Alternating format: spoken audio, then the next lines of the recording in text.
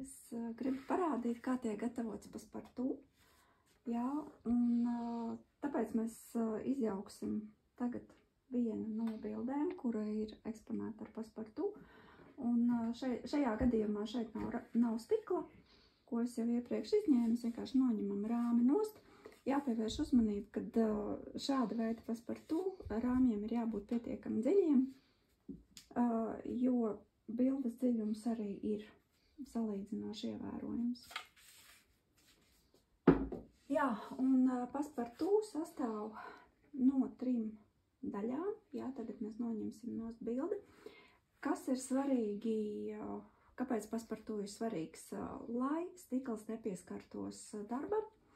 Jā, jo attiecīgos apstākļos uz stikla virsmas var veidoties kondensāts, un ja stikls pieskarās darbam, tad ir iespējama darba bojāšanās, tā skaitā pelējums. Ja šī gadījumā paspartū veido telpu ap darbu, un darbs tiek pasargāts. Jā, pats paspartū, viņš sastāv no 3 daļām, to mēs arī tūlīt redzēsim, atgriežot paspartū otrādā. Šādi izskatās paspartū apakša, jā, un, kā mēs redzam, vidējā daļa tiek skaisti piespiesta klāt pie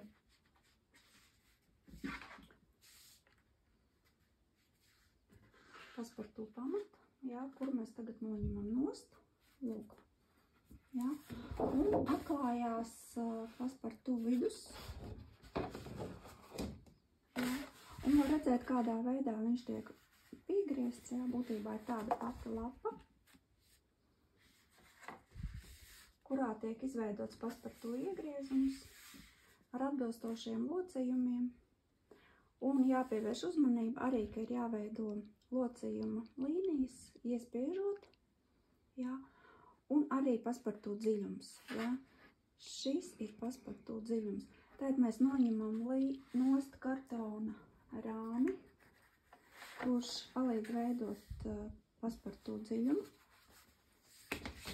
Un mums paliek tikai virsējā daļa, kurā mēs redzam, kā tieši tiek veidots paspartū dziļums.